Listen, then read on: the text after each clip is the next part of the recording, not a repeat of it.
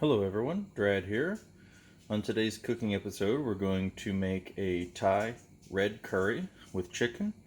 So we're going to serve that over a little bit of steamed rice. So this is the weeknight version of this particular meal where we try to go minimalized effort, but still trying to maximize some flavor. So let's go ahead and get started. Alright, the first place to get started is I'm using a Dutch oven. Just because I'm going to make a family-sized batch of this, but in general, you could just use a large skillet or something like that. I'm going to start by cooking vegetables, and normally I would just use some olive oil, but since it's a Thai coconut curry, I'm actually going to use coconut oil instead. So like 3 or 4 tablespoons of coconut oil. Actually, I got quite a few veggies to sweat down, so I've got my heat on medium-high, and I've already had it going for a second here, so it's already come up to temp pretty well. I'm going to clean off my spoon, get this coconut oil in the pan here. Excellent.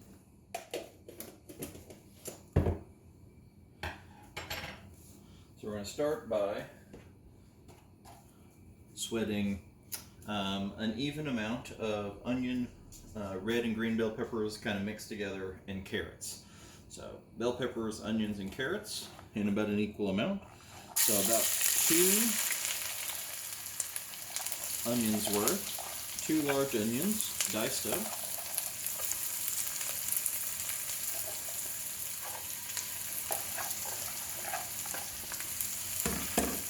2 large bell peppers. I use 1 red, 1 green.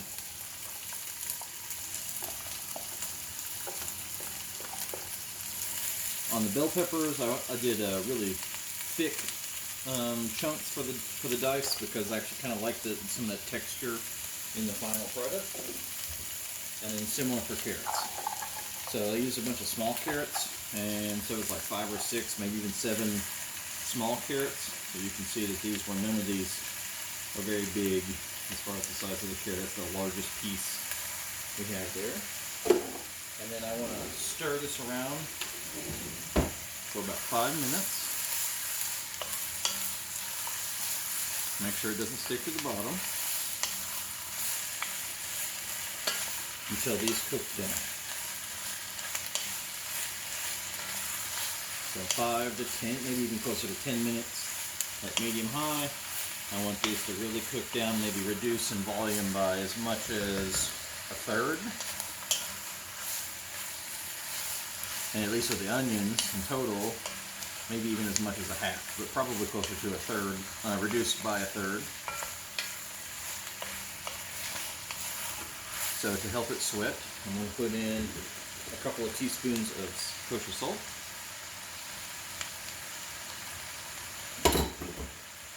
And go ahead and start with some black pepper.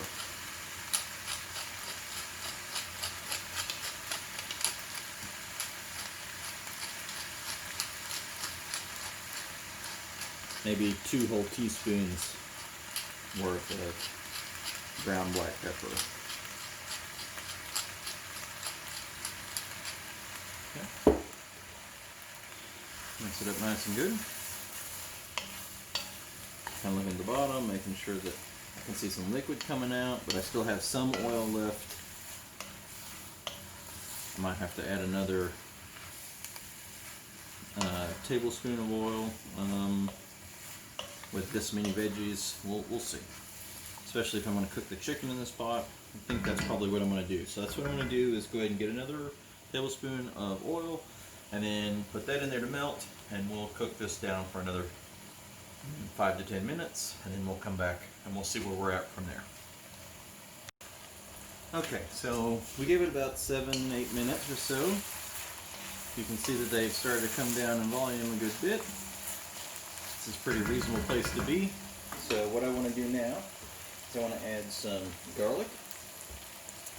I've got my garlic paste in a tube. I'm looking for a good bit here, so maybe 6 big cloves. 6 to 8 big cloves, something like that. So it's a good bit of garlic.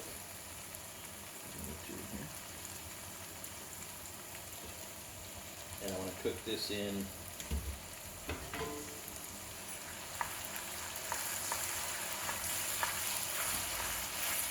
mix this up good with the veggies.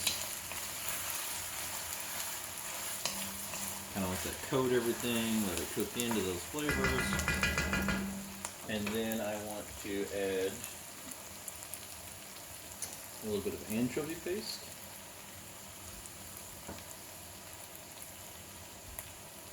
About a tablespoon.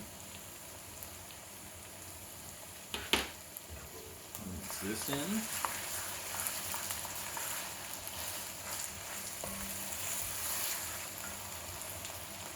On a white carrot.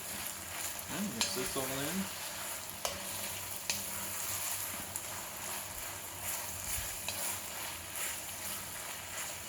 And then with just those two seasonings to start with, I've got the salt and pepper, the garlic, anchovy paste. I'm going to go ahead and put in about 2 pounds of chicken. Okay. Mix this all in. And I want to cook this for another 5-6 minutes until all of the chicken is cooked thoroughly. Mixing it all in. And I want to just keep moving it for probably that whole 5 or 6 minutes. We're still at medium high, not where we need to be. I don't want to make sure that this doesn't stick or any of that kind of stuff for the time being. So I keep moving.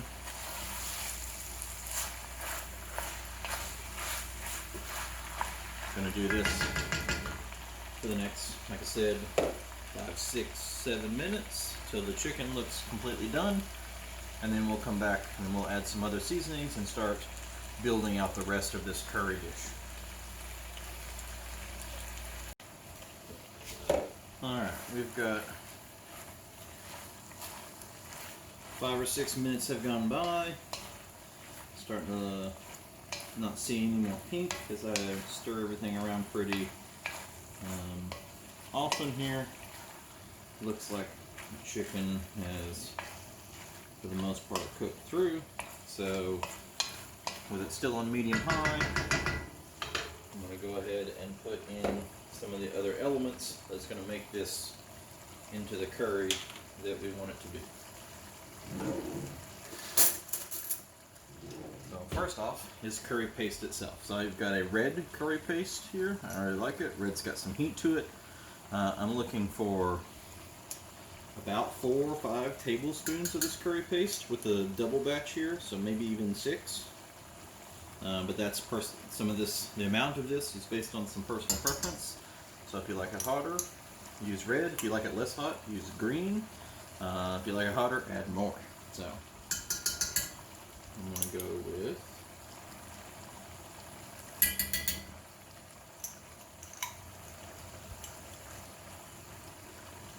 a good bit because I like it on the hot side. My wife is not a fan of coconut, so this turns out to be a dish she doesn't like, and so gives me a little freedom to go a little hotter than I would just for cooking for everybody. So I'm going to take it. I'm going to take that opportunity.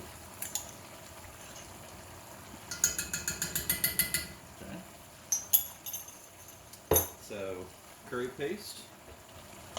Mix this in. Mix this around. Want this to get a little heat on it.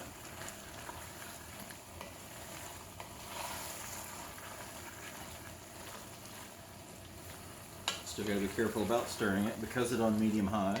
We don't want it to stick, but we got a good bit of liquid in here from the fat, from the rendered liquid from the veggies and stuff. A little bit of the rendered fat, I guess, from the chicken. That helps out. So it's starting to look pretty good. Okay. To that, I'm going to add 1 heaping serving tablespoon of peanut butter. That's probably 2.5 3 measurement tablespoons, maybe probably just 2 measurement tablespoons. The dog is very interested in me having his peanut butter jar out. It's his peanut butter jar, he thinks.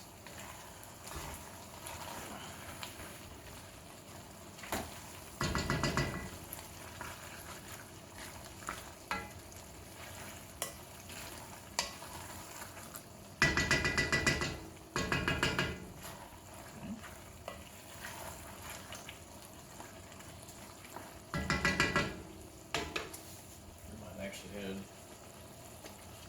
had just another tablespoon to that,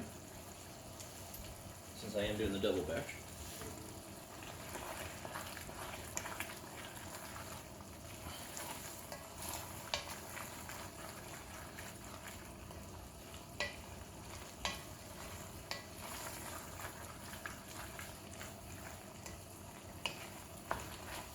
Okay, now we're getting there. I'm going to go ahead and add a tablespoon, 2 tablespoons of soy sauce, and then I've got some fish sauce. So I'm going to add just about 2 teaspoons of fish sauce. 1, 2. Okay.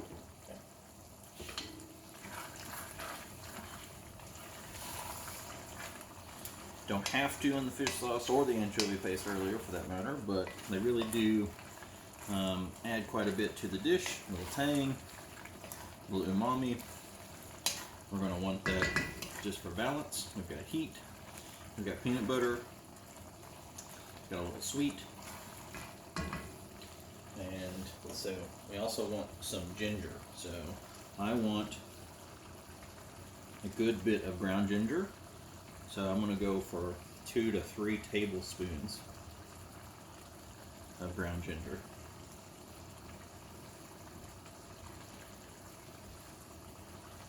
There we go. I would prefer to use fresh ginger. The flavors are just so much better there, but I use ground ginger a lot. And like I said, this is the weeknight version of this dish, so we don't want to take any more time than we have to. I had some diced up veggies already. I keep those carrots, onions, bell peppers. I dice up a whole bunch a couple times a week so that I can use them for dishes throughout the week. Go ahead and turn this down to closer to medium now. Next I got some ground coriander, so about a tablespoon and a half of that, so about half as much as the ginger.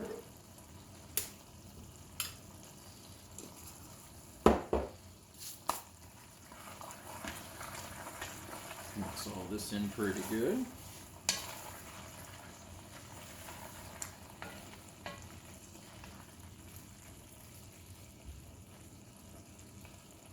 Then I'm going to mix in 2 cans of whole fat coconut milk. So none of the, some of the things that come like vegetable broth or beef broth or whatever have coconut milk, but they've got a lot of the fat removed.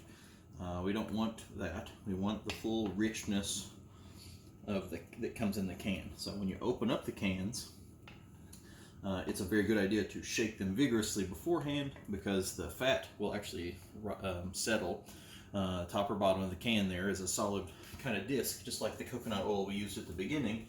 And we want, you don't want to open it up and it'd be all separated and stuff. So mix it up pretty good before you open the can.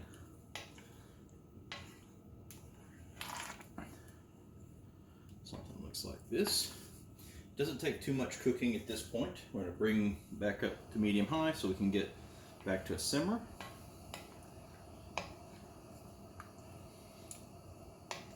And while that's happening, I'm going to go ahead and put in my rice pouch steamers into the microwave.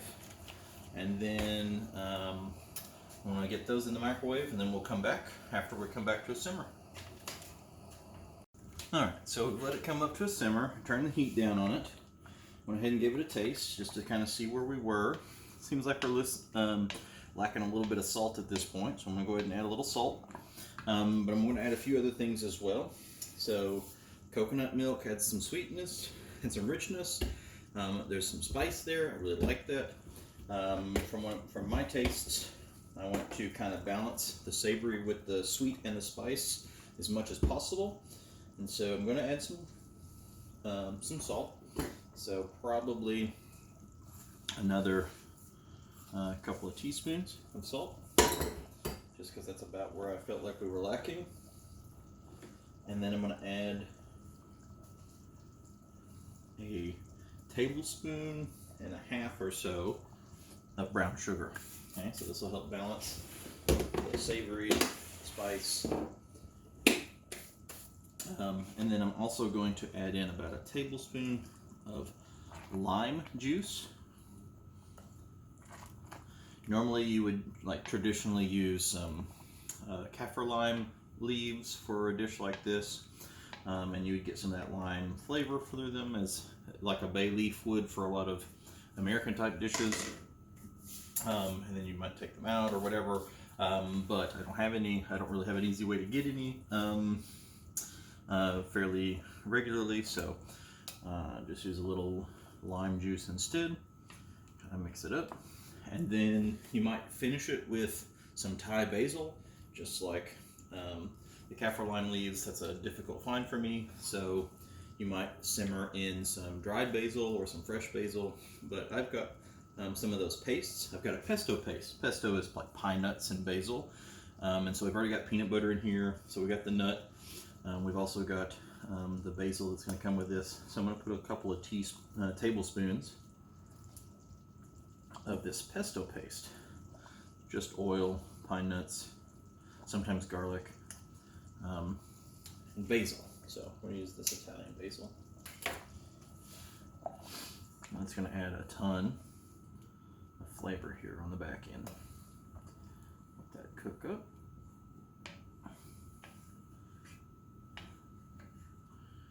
I pulled my steamer bags of rice out of the microwave, got them set off to the side, so we'll be ready to go with that.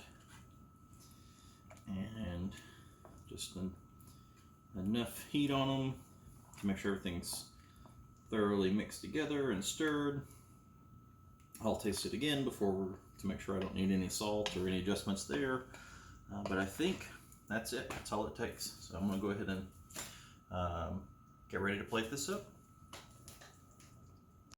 Alright, so plate this up. We just need a bowl. And in that bowl, take a few spoonfuls of this rice. Actually, like a decent bit here for this dish, because we've got a lot of sauce with our curry.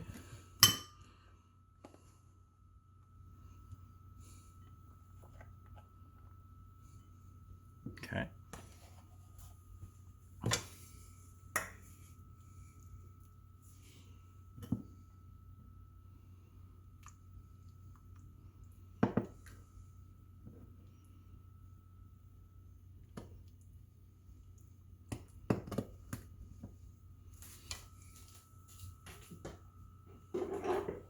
And then after we got a couple of ladles of our curry in here, I like to top it off with a little bit of white sesame seeds. And there we go. That's one hell of a meal.